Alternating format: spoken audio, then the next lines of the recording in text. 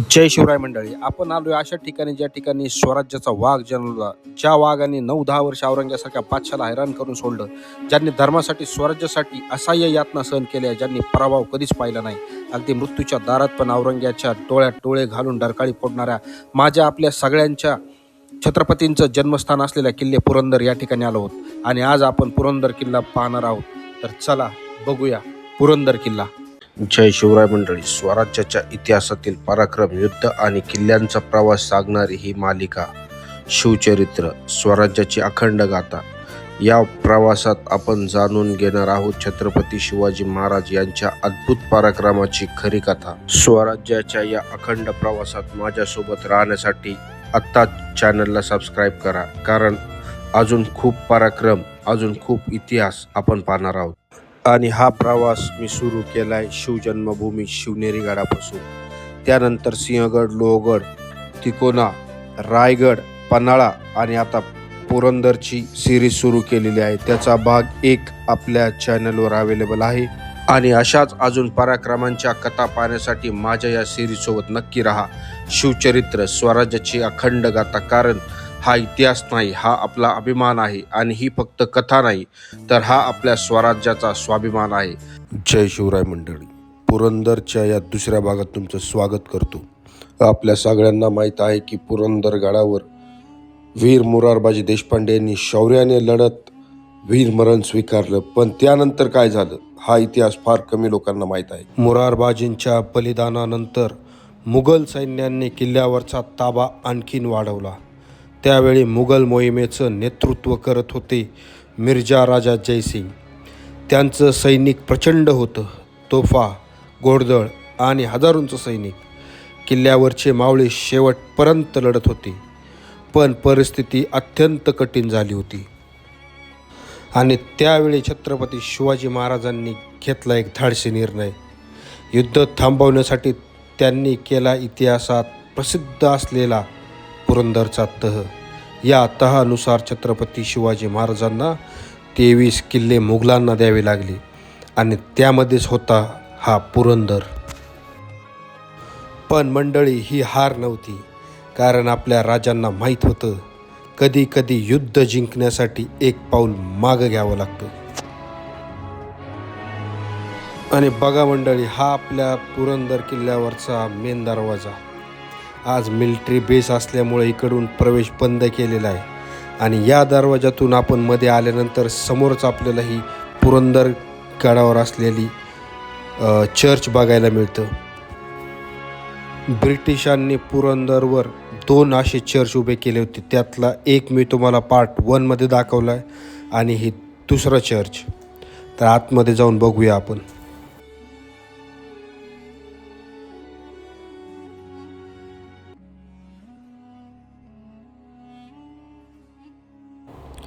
आज बऱ्याच काळानंतरही आपण जर बघितलं तर इथं एकदम चांगल्या प्रकारचं ही वास्तू आपल्याला बघायला मिळते.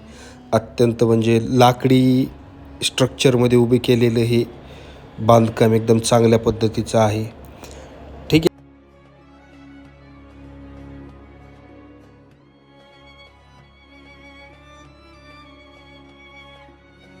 मुघलांसोबत झालेल्या तहात हा किल्ला काही काळासाठी मुघलांकडे गेला.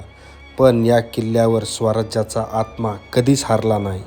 म्हणूनच पुरंदर आजही उभा आहे, मोरारबाजींच्या बलिदानाचा आणि शिवरायांच्या दूरदृष्टीचा साक्षीदार म्हणून. पुढे जात असताना आपल्याला इथं प्राचीन महादेव मंदिर बघायला मिळालं आणि आपण त्यामध्ये जाऊन बघू की कसं आहे. एकदम खड्या पायऱ्या आणि एकदम चांगल्या प्रकारचं दृश्य होतं इथं, म्हणून आपण जाऊन व्हिडिओ घेतला. मंडळी, पुरंदर जिंकण्याआधी मुघलांनी एक गुपित डाव खेळला होता. म्हणजे आपल्या बऱ्याच जणांना ही गोष्ट माहीत नाही आणि आपल्याला असा समज आहे की पुरंदर गडावर मुघलांनी थेट वेढा घालून जिंकण्याचा प्रयत्न केला. पण खरं म्हणजे पुरंदर जिंकण्याआधी त्यांनी एक दुसरा किल्ला काबीज केला आणि तो म्हणजे वज्रगड. वज्रगड एकदम पुरंदरच्या समोरच किल्ला आहे आणि जे कोणी वज्रगड जिंकेल त्याला पुरंदरवर तोफांचा मारा करणं सोपं होईल आणि पुरंदर काबीज करायला मदत होईल. म्हणून त्यांनी आधी वज्रगड घेतला. आणि हे समोरच आहे पुरंदर किल्ल्यावरील संभाजी महाराजांची मूर्ती. तर मंडळी, आता इथून पुढे आपण चाललो आहे म्युझियमकडे. पण ज्यावेळेस मुघल सरदार मिर्झा राजा जयसिंग आणि त्याचा सेनापती दिलेर खान यांनी सर्वात आधी वज्रगडवर हल्ला करून वज्रगड काबीज केला. भयंकर युद्ध झालं आणि शेवटी वज्रगड मुघलांनी काबीज केला. वज्रगड हातात येताच मुघलांच्या तोफा थेट पुरंदरकडे वळल्या आणि इथूनच सुरू झाला आपल्या पुरंदरच्या इतिहासातील सर्वात कठीण काळ. आणि त्याच वेळी किल्ल्यावर होते आपले वीर मुरारबाजी देशपांडे आणि त्यांच्या शौर्याने पुरंदरचा इतिहास अमर झाला. अशा या महान योद्ध्याला माझा मानाचा मुजरा. मंडळी, आपण म्युझियमकडे जातोय. तर जात असतानाच आपल्याला हे बघा, इथं पद्मावती तलाव लागतो. म्हणजे सुरुवातीला एक तलाव आहे आणि हा दुसरा तलाव. तर पाण्याचा साठाही या गडावर खूप चांगल्या प्रकारचा आपल्याला बघायला मिळतो. आणि आजही या तलावाचं पाणी इथं पिण्यासाठी वापरतात. खूप चांगल्या प्रकारचा हा तलाव बांधलेला आहे. दिसायला पण चांगली त्याची डिझाईन आहे. आणि आता इथून आपण वर जातोय ते म्हणजे आपलं म्युझियमकडे. आणि इथून जे खाली डाव्या हाताला रोड आहे त्या साईडला आर्मीचं काहीतरी असल्यामुळे तिकडे जाण्यासाठी आपल्याला प्रवेश बंद आहे. पण मंडळी, आपण सरळ जाऊ शकतो. सरळ आपल्या महाराजांचं म्युझियम आहे, जिथं छत्रपती शिवाजी महाराज, छत्रपती संभाजी महाराज यांच्याबद्दलचं माहिती, त्यानंतर आपल्या गडांची माहिती वगैरे तिथं दिलेलं आहे. तर चला म्युझियमकडे जाऊ. आणि जातानाच आपल्याला जर नजरेस पडला असेल तर हे बघा, परत एक संभाजी महाराजांचा पुतळा आपल्याला इथं बघायला मिळतो. एक छोटीशी तोफ ठेवलेली आहे. मिलिटरीचं काहीतरी तिथं चेक पॉईंट वगैरे आहे तसं. मग आपण चप्पल वगैरे काढून वर आल्यानंतर समोर आपल्याला संभाजी महाराजांचा पुतळा बघायला मिळाला. तर चला आता आतमध्ये जाऊ आणि म्युझियम कसं आहे ते बघू. आणि सगळ्यात महत्त्वाची गोष्ट म्हणजे ज्यावेळेस तुम्ही पुरंदर किल्ल्यावर येता त्यावेळेस नक्की आवर्जून हे म्युझियम बघा. यामध्ये खूप चांगल्या प्रकारचं त्यांनी केलेलं आहे. तर चला जाऊया.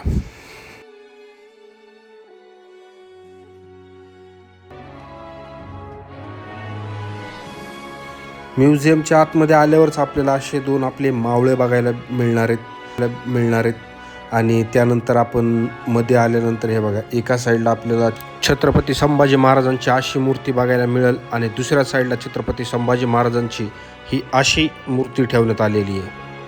तर आता एक एक करून आपण सगळं काही बघूया. तुम्ही तर शूराबांचे शूर बच्चे आहात.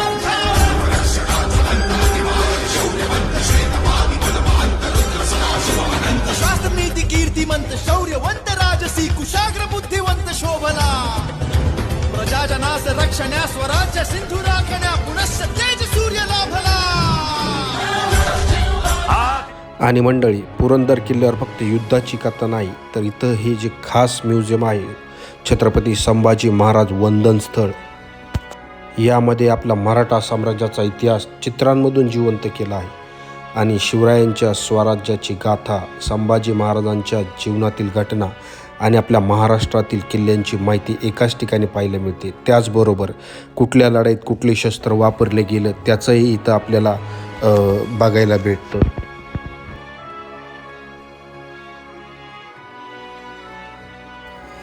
तर मंडळी, तुम्ही जर पन्हाळ गडावर येणार असाल तर या म्युझियमला भेट दिल्याशिवाय परत जाऊ नका, कारण इथंच आपल्याला सर्व काही बघायला मिळणार आहे. खरं तर या म्युझियमचं सगळं श्रेय आपल्या इंडियन आर्मीला जातं, कारण त्यांनी या ठिकाणची स्वच्छता असेल किंवा या म्युझियमचं रिनोव्हेट करणं असेल, हे सगळं त्यांनी केलेलं आहे. तर एक लाईक आपल्या इंडियन आर्मीच्या या कार्यासाठी.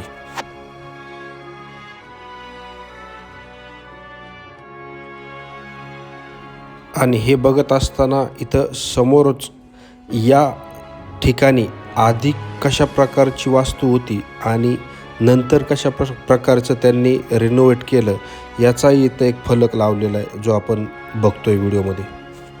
खरंच सांगायचं झालं तर इंडियन आर्मीच्या या ट्रेनिंग सेंटरमुळे पुरंदर किल्ल्याला एक नवीन रूप मिळालेलं आहे. आणि एकदम चांगल्या प्रकारचं, एकदम स्वच्छ हा परिसर त्यांनी ठेवलेला आहे. तर आपणही या ठिकाणी आलात तर कचरा वगैरे काही करू नका, परिसर असाच स्वच्छ ठेवा. आणि स्वराज्याच्या इतिहासातील पराक्रम, युद्ध आणि किल्ल्यांचा प्रवास सांगणारी ही मालिका मी सुरू केली आहे. या प्रवासात आपण जाणून घेणार आहोत छत्रपती शिवाजी महाराजांचा अद्भुत पराक्रमाची कथा. स्वराज्याच्या या अखंड प्रवासात माझ्यासोबत राहण्यासाठी आत्ताच माझ्या चॅनलला सबस्क्राईब करा, कारण अजून खूप पराक्रम आणि अजून खूप इतिहास आपल्याला बघायचा आहे. किल्ले पुरंदरचा प्रवास इथेच थांबतो. भेटूया नंतरच्या भागात, नंतरच्या किल्ल्यावर. जय शिवराय.